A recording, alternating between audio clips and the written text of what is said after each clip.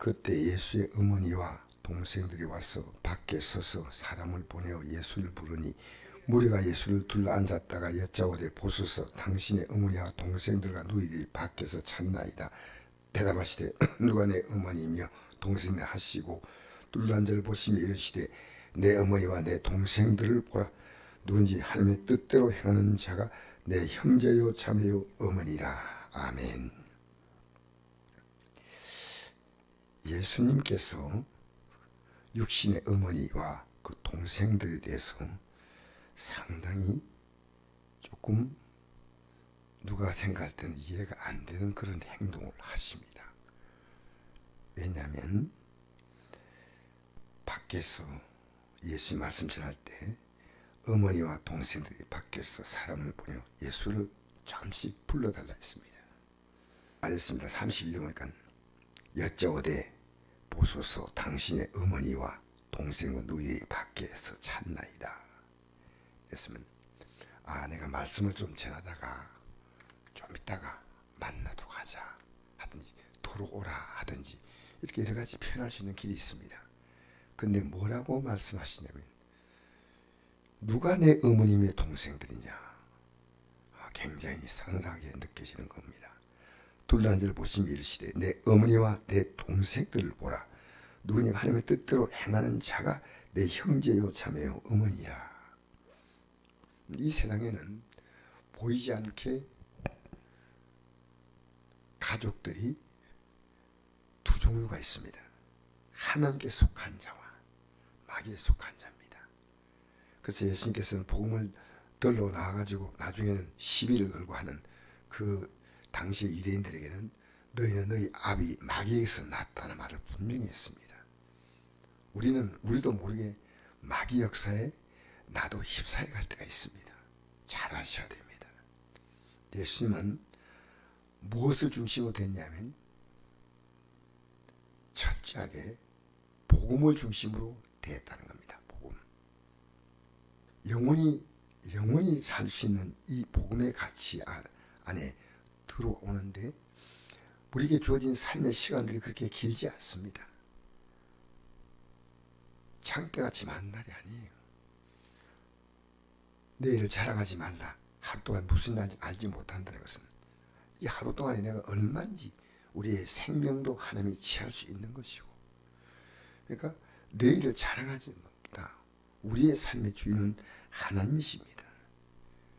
근데 우리가 철저하게 우리가 육으로 대합니다. 내 육의 몸을 챙기고 내 육의 관계 속에서 인정과 감정 이런 데 굉장히 충실합니다. 왜 그렇게 합니까? 할 수 없습니다. 왜? 육은 끈끈합니다. 육은 현실입니다. 육 그까지가 아무것도 아니야. 어림도 없습니다. 우리는 육이 조금 피곤해 보십시오. 육이 배고파 보십시오. 육이 몸이 아파 보십시오. 육이 얼마나 민감한. 그래서 예수님은 그 육의 관계 속에서 그 삶이 아니라 영의 관계 속에서 언제나 대하시는 겁니다. 그러니까 우리가 이 믿음의 길을 가려면 우리 자신에 대해서도 냉정해져야 됩니다. 냉정해져야 됩니다. 저는 이 복음을 이렇게 생각합니다. 애들을 공부를 열심히 하면 엄마가 용돈도 주고 맛있는 거 사주고, 근데 애는 용돈 주고 맛있는 거 사주고 하니까 엄마가 칭찬해주고 하니까 공부를 열심히 해야 되겠다. 근데 애는 자기 미래를 잘 몰라요. 근데 부모님이 그 방향으로 자꾸 이렇게 몰아가는 겁니다. 이렇게 몰아가는 겁니다. 그것은 애는 앞으로 미래에 어떤 삶을 산다. 그건 애 머릿속에 상상이 안 되는데 공부 열심히 해라. 근데 그게 잘 안 되는 겁니다. 애들이 공부하는 게 그 뛰어놀기 좋은 그 시대에 됩니까? 그러니까 애들에게 그렇게 할 수 있도록 용돈도 주고 옷도 사주고 장난감 사주고. 왜냐? 복음으로 이끌기 위해서 그 자녀의 미래를 주기 위해서 부모는 그렇게 하는 겁니다. 우린 지금 우리 기독교인들이 미래지향적으로 살지 못해요. 그게 현실입니다.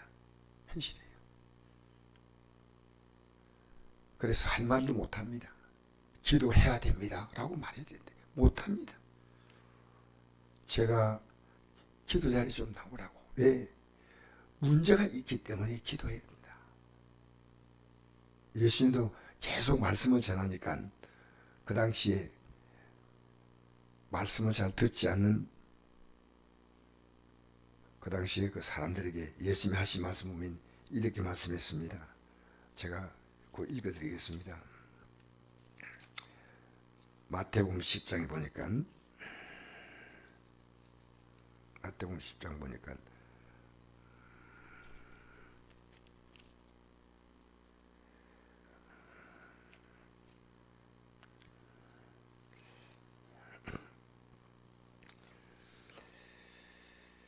(11절부터) 이렇게 읽어갑니다. 어떤 성이나 마을에 들어가든지 너희 그 중에 합당한 자를 찾아내어 너희가 떠나가지 거기 머물라. 또 그 집에 들어가면서 평안하기를 빌라. 그 집이 이에 합당하면 너희 빈 평안이 거기 말 것이요 만일 합당하지 않으면 그 평안 너희에게 돌아오리라.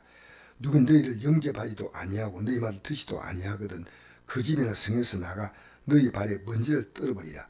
내가 진실로 너희로니 심판날에 소돔과 고모라 땅이 그것보다 견디기 쉬우리라 그랬습니다. 무슨 얘기인지 압니까? 이 땅의 소돔과 고모라 성은 하나님의 불로 탔지만 영원한 심판의 불과는 비교가 안 됩니다. 지옥불은 꺼지지 않은 불입니다. 우리가 이 땅에 살면서 왜 영혼의 삶에 대해서 긴장하지 않는지 모르겠어요.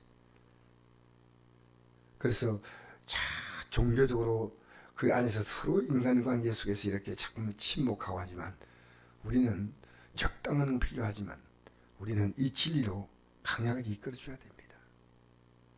그래서 주님께서는 하나님께서는 구약을 보면 이스라엘 백성들이 이 길을 못 갈 때 언제나 가혹하게 주님께서 그들에게 매를 드셨습니다. 국가적으로 바벨론을 통해서 메데바사를 통해서 헬라를 통해서 로마를 통해서 아수르를 통해서 끊임없이 고통을 주었습니다. 왜? 이 길 돌아서라고 이 길로 가자고.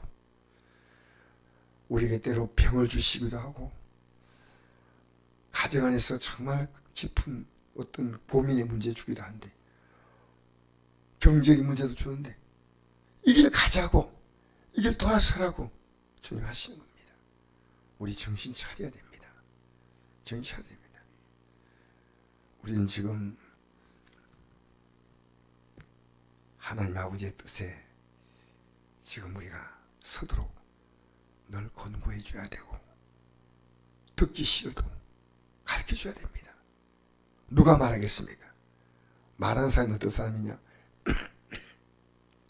이 진리를 분명히 아는 자는요 적당히 넘어가지 않습니다. 분명히 말해주는 겁니다. 적당히 넘어가는 것은 이 믿음에 서지 못한 것이고 섰다 하더라도 사실은 아직 그 마음이 견고하지 못하기 때문입니다. 우리 성복교회가요 이 사명 감당해야 됩니다. 이 사명 성도들이 오늘 기도에 나와야 합니다. 얼마나 문제가 많습니까? 왜 그 문제 끌어안고 집안에서 뭘 하고 있다는 겁니까? 기도 안 나와야지. 왜? 집에서 하면 되죠. 맞습니다. 그러나 성전은 말씀이 있습니다. 이 말씀을 따라 하나님 말씀이 하시니까 말씀 따라 내가 하나님께 반응하는 기도입니다. 하나님 말씀하시고 우리 그 말씀에 응답하고 말씀하시고 응답하고 이 기도입니다. 내가 하고 싶은 기도하는 게 아니에요. 저는 오늘도 기도할 때 이렇게 기도할 겁니다. 주님 우리 성도가 이 말씀에 들어오게 해달라고. 어떤 복이 아니라 이 말씀 안에 들어와야 됩니다. 이 말씀 안에 들어와야 돼. 오늘도 이 밤에 이거에 대해서 우리가 기도하시기 바랍니다.